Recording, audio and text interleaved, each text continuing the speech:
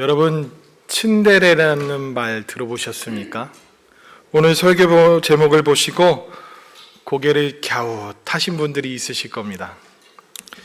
이게 무슨 단어야 하시는 분들도 있으실 것이고, 감히 예수님께 이런 말을 붙이다니 하시는 분도 있을지도 모르겠습니다. 먼저 말씀드립니다. 츤데레 예수님은 예수님을 비하하거나 가볍게 여기는 말은 아닙니다. 그러려고 표현한 말은 아닙니다. 츤데레는 겉으로는 무심한 척 퉁명스럽게 굴지만 속으로는 그 누구보다도 깊이 챙겨주는 사람, 그런 사람을 가리켜줄 때 사용되어지는 신조어입니다. 젊은 사람들이 많이 쓰는 단어입니다. 차가운 듯 따뜻하고 따뜻한 듯 차가운 사람. 쌀쌀 맞다라는 츤츤이라는 단어와 따뜻하고 애정이 있다라는 데레라는 이 단어, 이거의 합성어입니다. 일본에서 먼저 시작되어졌습니다. 일본 말입니다. 그러다가 이제 우리나라의 젊은 사람들이 쓰기 시작하면서 이제는 사전에도 등재될 정도로 그런 말들로 많이 유명해졌습니다. 오늘 보면 요한복음 11장, 우리가 함께 읽은 거는 4절밖에 되진 않지만 전반적으로 11장을 같이 살펴보려고 합니다. 함께 예배 시간 때 읽으려면 50여 절까지 읽어야 되기 때문에 너무 길기 때문에 오늘은 4절까지만 읽었습니다. 그런데 오늘 11장 예수님의 모습을 보면 저는 다른 표현을 할 수가 없었습니다. 이 츤데레 말고 다른 단어가 생각이 나지 않을 정도였습니다. 왜냐하면 역설적이고 복합적이고 그리고 도무지 한마디로 설명이 되지 않는 분, 그래서 츤데레 예수님이라고 붙여봤습니다. 복음서를 읽다 보면 예수님은 가끔 정말 알다가도 모르는 분 같을 때가 있습니다. 묻는 말에 엉뚱한 답을 하시고 전혀 예상 밖의 행동들을 하십니다. 오늘도 딱 그렇습니다. 나사로가 죽어가고 있었습니다. 모두 다급해합니다. 그런데 예수님은 천하태평입니다. 마르다와 마리아는 사람을 보냅니다. 예수님께서 사랑하시는 자가 병들었나이다. 이것은 단순히 일반적인 안부가 아닙니다. 그 병세의 상황을 알려주는 말이 아닙니다.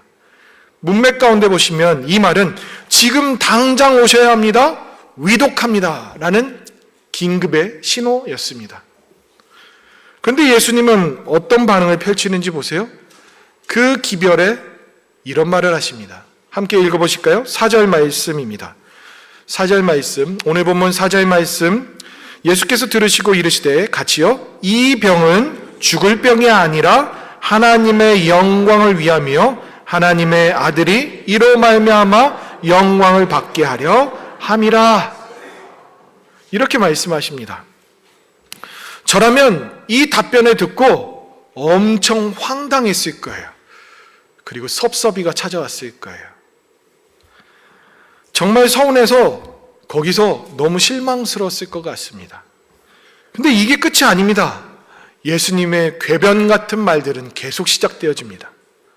예수님께서 나사로가 잠들었다 하십니다. 그리고 이 말을 들은 제자들은 그러면 위독한 거 아니네 하는 마음으로 자면 나을 것 아닌가요? 이렇게 얘기를 합니다. 그랬을 때 또 예수님은 이렇게 얘기하십니다. 14절과 15절 말씀해 보시면 이렇게 말합니다. 나사로가 죽었느니라 라고 말합니다. 그리고 내가 거기 있지 아니한 것을 너희를 위하여 기뻐하노니 너희로 믿게 하려 함이라. 와, 진짜 너무하지 않아요? 죽은 자를 잔다라고 하지를 않나. 죽었다 하는 소식에 기뻐한다라고 하지를 않나. 이쯤 되면 정말 당황스럽습니다. 오늘 본문의 사람들의 반응들은, 예수님의 행동에 대한 반응들은 정말로 당혹스러워서 금치 못하는 표현들이 반복적으로 나타납니다. 마르다는 이렇게 얘기했습니다. 주께서 여기 계셨더라면 내 오라버니가 죽지 않았을 겁니다 라고 얘기합니다. 그리고 마리아도 이렇게 얘기합니다. 주님께서 여기 계셨으면 우리 오빠가 죽지 않았을 텐데 왜 이제서야 오십니까? 하는 마음으로 동일하게 얘기를 합니다. 그리고 주변에 있는 사람들은 또 어땠는지 아십니까? 맹인도 눈뜨게 하시는 분이 왜 이 사람은 죽지 않게 못하게 하셨대? 이런 식으로 또 얘기를 합니다. 참으로 당혹스럽습니다. 전부 이 맥락에 종합을 해보면 하실 수 있으셨잖아요. 그런데 왜 안 하셨어요? 어째서 그렇게 하셨나요? 이렇게 되묻고 있는 반응들입니다. 이쯤에서 보면 우리 예수님 참 무심하다 못해 냉정하고 차가운 분입니다. 사실은 저 처음에 원고를 썼을 때 초안에는 더 심한 말도 표현했습니다.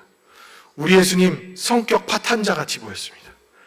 인간관계를 전혀 못 맺는 이상한 사람 같이 보였습니다. 왜냐하면 동감되지 않고 공감하지 못하는 이상한 말들을 계속 늘어놓기 때문에 그렇습니다. 사실 이런 분위기, 이런 뉘앙스, 이런 마음들 우리도 겪어보곤 합니다. 왜냐하면 기도했는데 응답이 없습니다. 정말 다급해서 하나님을 찾는데 하나님은 조용하십니다. 그리고 며칠이 지나도 몇 달이 지나도 침묵하십니다. 전능하신 하나님, 기도하면 응답해 주겠다, 크고 엄밀한 일을 보여주겠다라고 약속해 주시는 그 하나님은 침묵하십니다. 정작 힘들 때 아무 반응도 하지 않는 우리 하나님, 그 예수님과 별반 다르지 않는 우리의 마음들을 같이 읽어볼 수 있습니다. 그럴 때 우리 속에서는 이런 말들이 솟아오릅니다. 하나님, 지금 제 말 듣고 계시나요? 사랑하신다면서요. 응답하신다면서요. 이거 너무한 거 아닙니까? 라는 말들 말입니다. 중고등부 수련회 때 학생들과 얘기를 하면서 있을 때 어느 한 학생이 질문을 했습니다. 목사님에게 하나님은 어떤 분이세요? 언젠가 제가 말씀드렸을 거예요. 제가 믿는 하나님은 막판 뒤집기 하나님, 끝까지 가봐야 알 수 있는 하나님, 진짜 그 일들이 지난 후에 하나님 마음을 읽어볼 수 있었다라는 그런 하나님으로 제가 고백한 적이 있습니다. 사실 저도 엄청 하나님께 따져 물었습니다. 화도 냈고 정말 침묵하시는 그분의 하나님 계시는 거 맞냐고 막 별별 마음도 가졌습니다. 우리 하나님 무심한 분 그런 줄 알았는데 사실은 그 후에 돌이켜보니까 그런 분이 아니라는 것을 알게 되었습니다. 사실 오늘 말씀이 그것을 보여줍니다. 지체하시는 이유가 무심함이 아니라 더 깊은 사랑이라고 말씀합니다. 그리고 함께 아파하고 함께 우신다라고 말씀하고 있고 결국에는 살리시는 분이다라고 우리에게 말씀해 줍니다. 오늘 본문을 통해서 우리는 이런 주님을 만날 것입니다. 그리고 우리 주님이 우리에게 어떤 마음, 어떤 모습으로 우리와 함께 하시는지 함께 나누려고 합니다. 첫 번째입니다. 무심하신 예수님, 사랑하시는 예수님. 나사로는 이틀 만에 숨을 거뒀습니다. 얼마나 위독했는지 짐작이 갑니다. 단지 아파서 알아놓은 수준이 아니라 위독했던 상황이었다는 것을 우리는 알게 됩니다. 츤데레라는 이 사람의 특징이 있습니다. 겉으로는 절대 티를 내지 않습니다. 오히려 더 차갑게 행동합니다. 그런데 결정적인 순간엔 그 누구보다도 먼저 달려와주고 도와주는 캐릭터, 바로 츤데레 같은 사람들입니다. 꼭 우리 예수님 같습니다. 오늘 보면 6절 말씀해 보시면 예수님이 이랬습니다. 나사로가 병들었다 함을 들으시고 그 계신 곳에서 이틀을 더 유하셨답니다. 여러분, 이 상황이 이해가 되십니까? 여러분들 가족 중에 누가 위독하세요. 임종을 지켜야 돼요. 그래서 어찌할 바를 모르고 있을 때 저한테 연락을 하셔. 목사님, 빨리 와주셔서 임종 예배도 이뤄주시고 어떻게 저 위로해 주세요 라고 하는데 이틀 후에 간다면 여러분도 어떤 마음이시겠습니까? 이틀 의도적으로 일부러 안 가신 겁니다. 그리고 차갑다 못해 정이라고는 전혀 없는 그런 분처럼 행동하십니다. 그래서 끝내 나사로는 숨을 거두었습니다. 그런데요, 우리 예수님에 대해서 뭐라고 요한 사도는 설명하는지 아십니까? 한번 보실까요? 3절과 5절 말씀입니다. 3절과 5절 말씀. 사랑하시는 자가 병들었나이다 라고 나사로를 향해서 그렇게 표현합니다. 나사로를 향한 예수님의 마음을 표현합니다. 두 번째 5절에 보시면 마르다와 그 동생과 그리고 나사로를 사랑하시더니 라고 표현합니다. 우리 예수님 사랑하시는 분이랍니다.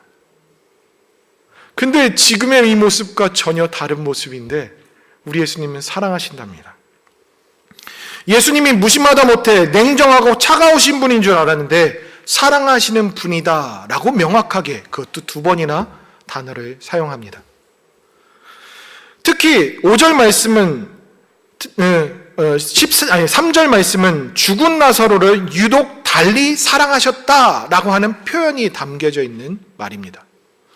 여러분, 사랑하시다라는 이 단어, 이 두 단어가 같은 말일 것 같지요. 근데 단어가 다릅니다. 각각 다른 말을 썼습니다. 그러면 우리는 자연스럽게 사랑이라는 똑같은 표현 아닌가? 근데 왜 달리 썼지? 무슨 의도로 이렇게 썼을까? 궁금해지지요. 5절에 보시면 요한 사도가 이렇게 말했습니다. 예수님께서 나사로와 누이 마르다와 마리아를 모두 사랑했다. 여기에서 표현되어 있는 사랑이라는 이 단어는 헬라어로 우정간의 사랑을 표현하는 단어입니다. 즉 친구로서의 따뜻한 우정, 마음이 통한 친밀한 애정의 관계로서의 사랑, 그 사랑을 표현할 때 통상적으로 쓰는 단어였습니다. 그런데요, 3절에 있는 이 단어는 여러분 아가페 사랑하시죠? 아가페, 하나님이 우리를 사랑하시는 그 아가페를 사용해서 얘기를 합니다. 하나님이 세상을 이처럼 사랑하사 독생자를 주셨으니 라고 하는 것처럼 조건 없는 사랑, 대가 없이 상대를 위한 변하지 않는 사랑, 그 표현을 여기서 사용했습니다. 다른 의미를 갖고 있습니다. 요한은 의도적으로 이렇게 두 단어를 사용하면서 얘기를 해줍니다. 요한은 예수님이 무심하다 못해 냉정하시고 차가운 분, 그렇게 그리면서 전혀 다른 반전을 우리에게 드러내주고 있는 것입니다. 요한의 말을 정리해보면 이렇습니다. 예수님은 절대 무심하지 않았어. 여기서 보여주시는 사랑은 덤없는 사랑, 즉 조건 없이, 대가 없이, 한없이 사랑하시는 그 사랑을 보여주고 계셔라는 것을 우리에게 말씀하고 있는 겁니다. 여러분, 예수님이 기다리신 이유는, 즉 이틀을 더 머무신 이유는 바로 무슨 이유였냐면 하나님의 영광을 위했다라고 표현하고, 그리고 너희로 믿게 하려 한다라고 말씀합니다. 우리 예수님은 의도적으로 그 일들을, 그리고 하시고자 하는 그 일들을 다 알고 염두에 놓고 이렇게 움직이시고 계셨던 겁니다. 그래서 예수님께서 보여주시는 이 아가파오, 즉 아가페 사랑은 지금 당장 고통을 없애주는 것이 아니라 더 깊고 더 영원한 것을 보게 하시며 그것을 기다릴 줄 아는 사랑을 우리에게 알려주고 계시는 겁니다. 예수님께서 외치십니다. 나사로야 나오라. 한번 보실까요? 43절 말씀입니다. 이 말씀을 하시고 큰 소리로 나사로야 나오라 이렇게 말씀하셨답니다. 죽었던 나사로가 나옵니다. 죽은 지 사흘이나 되어서 벌써 부패가 돼서 냄새가 나고 부패되었던 그 사람이 스스로 나오고 있습니다. 할렐루야. 엄청난 사건이 일어난 겁니다. 여러분, 예수님께서 의도하신 사랑은 이것이었습니다. 무심함, 기다리게 함, 그것이 진짜 의도가 아니었습니다. 그 기다림의 끝에서 이루 말할 수 없는 진짜 사랑을 맛보고 누리라고 그렇게 하신 것이었다는 것입니다. 여러분들 가운데 기다리시는 분이 있습니까? 간절하신 분이 있으십니까? 절박하신 분이 있으십니까? 우리 하나님은 기다림의 고통을 없애주는 것에 목적이 있지 않습니다. 그 기다림 후에 맛볼 더한 사랑, 더한 기쁨을 누리라고 지금은 더디 응답하신다는 것을 기억하실 수 있기를 바랍니다.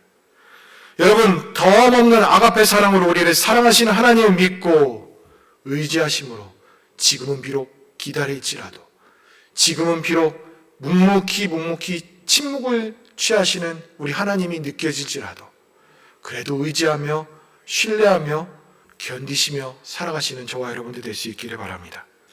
우리 하나님은 더 큰 것으로 우리에게 예배해 놓고 계십니다. 두 번째로, 하나님의 영광을 위한 예수님, 눈물을 흘리는 예수님. 예수님은 이 사건의 처음과 끝을 다 알고 계셨습니다. 사실 다 계획하시고 설계하신 거라고 할 수 있습니다. 오늘 보면 4절 말씀 한번 보실까요? 하나님의 영광을 위하며 하나님의 아들이 이로 말미암아 영광을 받게 하려 함이라. 다 큰 그림을 알고 이것들을 이끌어가고 계시는 겁니다. 그리고 40절의 말씀을 보시면 내가 믿으면 하나님의 영광을 보리라. 다 의도하셨던 그 일들입니다. 그리고 41절과 42절 말씀을 보시면 아버지여 내 말을 들으신 것을 감사하나이다. 42절에 아버지께서는 나를 보내신 것을 그들로 믿게 하려 함이니이다. 다 하나님은 큰 뜻을, 그 큰 그림을 그려놓고 계셨다는 겁니다. 이는 시작도 과정도 끝도 하나님의 영광을 위해 향하여져 갔다는 것을 말씀해 줍니다. 나사로가 반드시 살아날 것을 알고 계셨습니다. 그렇다면 예수님은 어떻게 행동하셔야 될까요? 태어나셨어야만 합니다. 왜일까요? 다 알고 계셨으니까요. 그 다음에 무슨 일이 있을지, 그 다음에 어떤 일이 펼쳐질지 다 큰 그림을 갖고 계셨으니까요. 처음 겪어보셨다면 당혹스러워하시고 놀라시고 하셨어야 되는데 예수님은 그러셨습니다. 예수님은 태어나셨어야만 되는데 흔들리지 않으셨어야만 했습니다. 슬픔 앞에서 의연하셨어야만 했습니다. 그런데 예수님의 반응은 달랐습니다. 무덤 앞에 서셨을 때 예수님은 달랐습니다. 전혀 그렇지 않고 어떤 일들이 펼치시는지 한번 보실까요? 33절 말씀입니다. 33절 빨간 글씨로 된 부분을 함께 보실까요? 심령의 비통이 여기시고 불쌍히 여기사. 심령의 비통이 여기셨다라는 이 말은 아주 강렬한 표현입니다. 이 단어는 어떤 의미가 있냐면 동물이 콧김을 내뿜으며 씩씩거리는 모습을 뜻합니다. 즉 비통해 하셔서 막 이렇게 하는 모습이 아니라 분개하시고 화를 내신 그 모습입니다. 조용한 슬픔이 아니라 격렬한 분노였습니다. 그래서 성경학자들은 이것을 놓고 많은 고민을 가졌습니다. 뭐지? 왜 예수님 화를 내시지? 왜 분노를 내시지? 왜 이 단어가 이렇게 쓰여졌지? 라고 생각합니다. 그랬을 때 종교개혁자 칼빈은 이렇게 해석을 합니다. 죄와 사망이 인류를 지배하는 것에 대한 예수님의 거룩한 분노다. 즉 사랑하는 이를 이토록 처참하게 무너뜨리는 죽음 앞에서 예수님의 심령이 폭발하듯 흔들리셨다라는 것을 뜻하고 있습니다. 이 비통함은 33절에서만 얘기하는 것이 아니라 38절에 무덤 앞에서 있을 때도 또 동일하게 그 단어가 표현되어집니다. 예수님은 모든 것을 아셨기 때문에 의연해 하셨어야만 됩니다. 그런데 그렇지 않으셨습니다. 이것은 우리에게 중요한 것을 가르쳐 줍니다. 그럴 뿐만 아닙니다. 이어서 짧지만 아주 묵직한 장면이 나옵니다. 35절 말씀입니다. 한번 보실까요? 예수께서 눈물을 흘리시더라. 이 장면은 예수님이 슬퍼서 그냥 눈물을 또로로로로 흘리는 그 모습이 아닙니다. 이것은 참다 못해 왈칵 눈물을 쏟아내는 그 장면을 뜻합니다. 억누르고 있었던 것이 터져나오는 순간이었습니다. 생각해 보십시오. 예수님은 알고 계셨습니다. 잠시 후에 나사로가 걸어 나올 것을 알고 있었고 그 슬픔이 기쁨으로 바뀔 것을 알고 있었습니다. 결말을 아시는 예수님이 그럼에도 이렇게 반응한다? 왜 이러시는 걸까요? 다 아시는 분이 왜 이토록 감정에 이렇게 충실하시고 격할 정도로 이 모습을 보여주고 계시는 걸까요? 히브리서가 그 답을 줍니다. 히브리서 4장 15절 말씀 한번 보시겠습니다. 우리의 연약함을 동정하지 못하실 이가 아니요. 이 말은 너무나도 중요한 말입니다. 예수님은 우리의 고통이 어떤 것인지 공감하시고 동감하신답니다. 머리로만 아시는 것이 아니랍니다. 몸으로, 심령으로 직접 겪으신 분이었습니다. 그래서 사랑하는 이를 잃는 슬픔 앞에서, 죽음이 인간을 무너뜨리는 그 광경 앞에서 예수님은 그냥 지나치지 못하셨던 겁니다.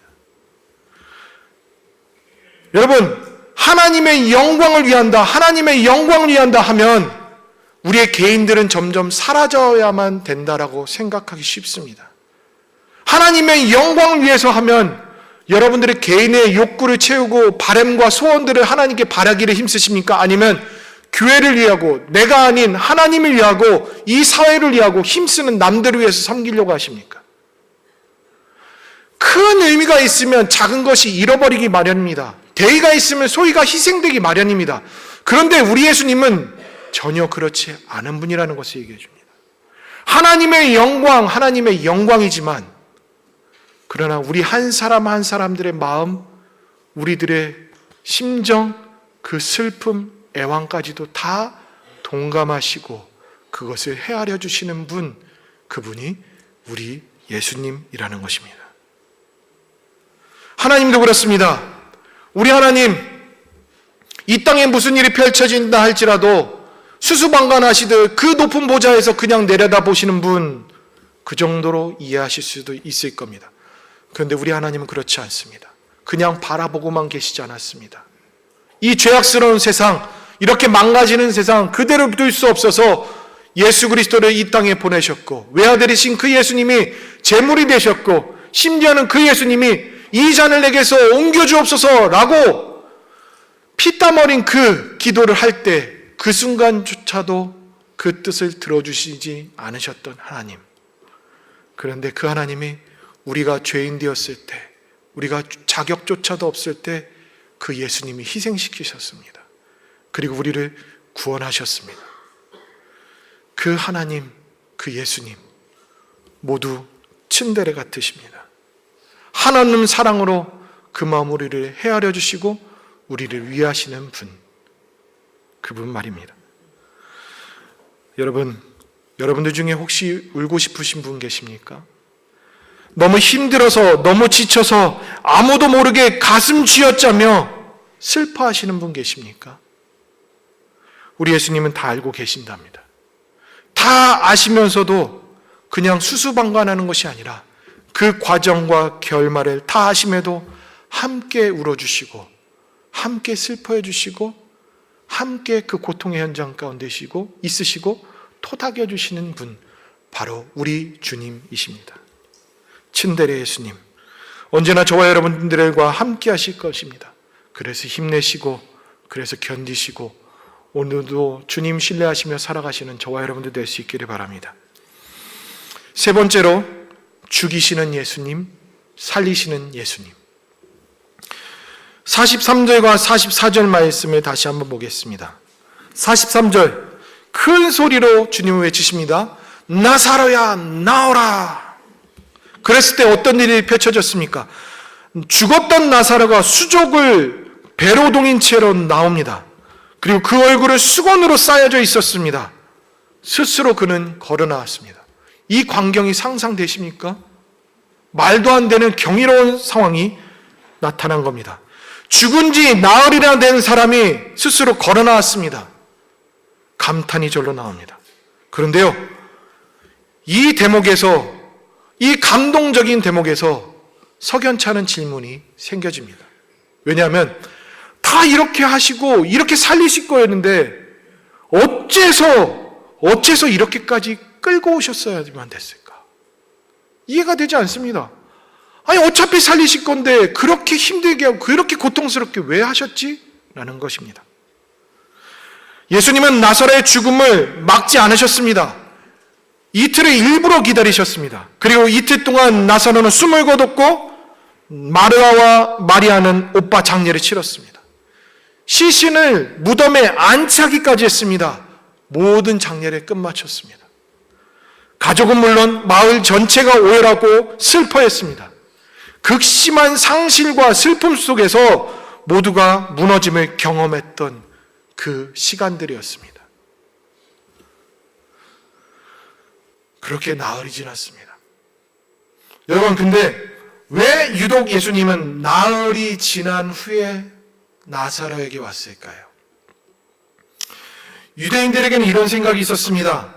사흘까지는 그 주변에 영혼이 있어서 시신 곁에 맴돌다가 그 속으로 다시 들어갈 수 있을 여지를 남겨놓고 지냈습니다.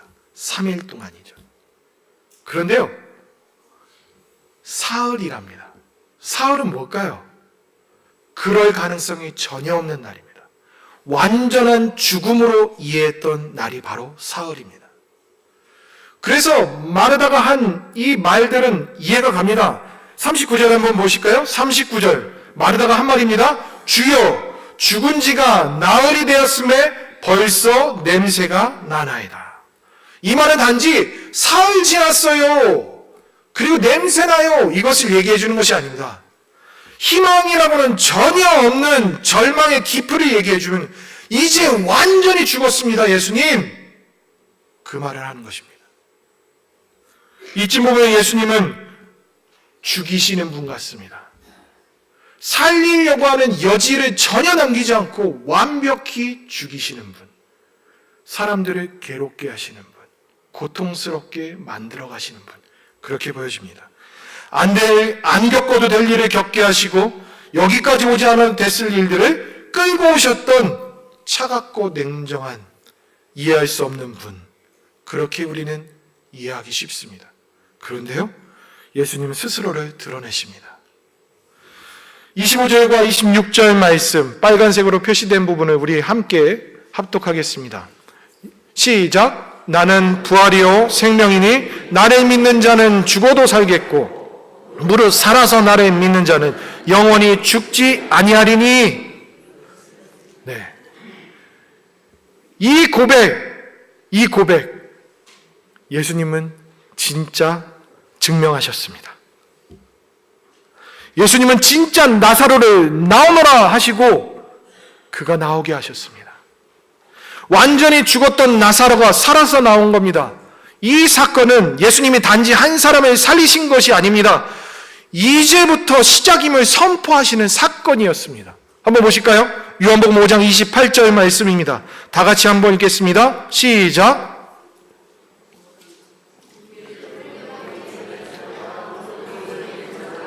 다 그의 음성을 들을 때가 오나니. 이 말이 뭔지 아십니까? 예수님이 그 전에 무덤 속에서 있는 자가 다 그의 음성을 들을 때가 있을 것이다.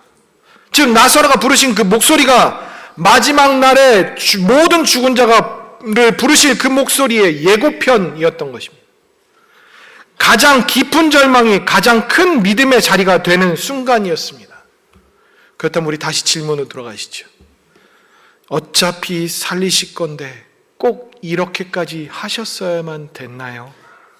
네, 그렇습니다. 네, 그렇습니다.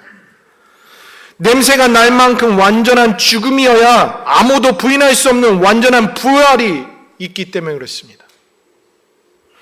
그리고 마르다의 절망이 깊을수록, 마리아의 눈물이 많을수록 나사로가 걸어 나오는 그 순간의 은혜는 더욱 크게 빛나고 그 놀라움이 경이로움으로 받아들일 수 있기 때문에 그랬습니다.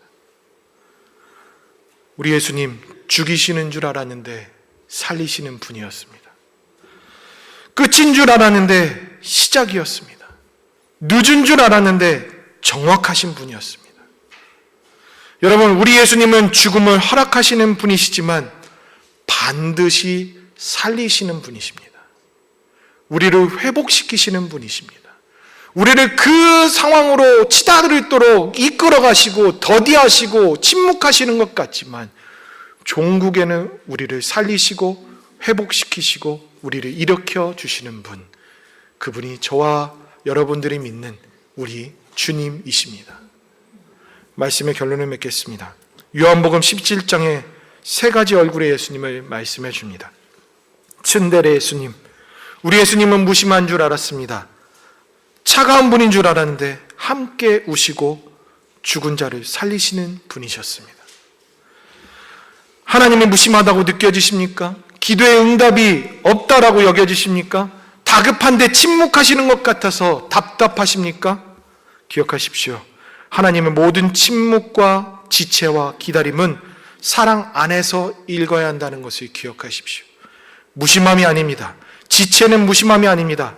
함께 우시는 그 눈물은 연약함이 아닙니다. 죽음을 허락하심은 포기가 아닙니다. 그 모든 것이 아가파오, 즉 더 크고 더 놀랍고 더 영원한 사랑의 방식으로 우리들에게 펼쳐져 보이시는 하나님의 마음입니다. 오늘도 알다가도 모를 뿐 그분을 의지하시며 살아가시기 바랍니다. 그래서 여러분들이 회복되시고 답답하는 그 순간에도 흔들리지 마시고, 그리고 우리가 힘들 때 수수방관하시는 그 하나님이 아니라 우리의 속속들이 공감하시고 보듬어 주시고 함께 하시는 분, 그분이 우리 하나님이시고 우리 주님이시라는 것을 기억하시며 살아가시는 저와 여러분들 될 수 있기를 바랍니다. 기도하시겠습니다. 살아계신 하나님, 츤데레 예수님을 통하여서 진짜 예수님의 본심을 읽게 됩니다. 무심한 듯하고 너무하신 것 같고 답답하고 어찌할 바 모르는 이 당혹스러움, 그러나 예수님은 다 아셨고, 그리고 종국에는 우리들에게 가장 최선의 방법으로 최고의 은혜로 우리들에게 베풀어 주신 것을 깨닫게 됩니다. 하나님, 우리가 정말 외롭고 답답하고 눈물로 밤을 지새우며 어찌할 바 모를 그때에 찾아와 주시옵소서. 그리고 보듬어 주시고 우리를 일으켜 주시고 종국에는 우리를 해방시켜 주시고 구원하여 주시옵소서. 그래서 그 하나님이 얼마나 경이롭고 놀라우신지 우리 일상 속에서 답답함으로 지내는 것이 아니라 언제나 희망 가운데서 살 수 있다라는 확신 가운데서 맞이하며 살아가는 저희가 될 수 있도록 하나님 인도하여 주시옵소서. 예수님의 이름으로 기도드리옵나이다. 아멘.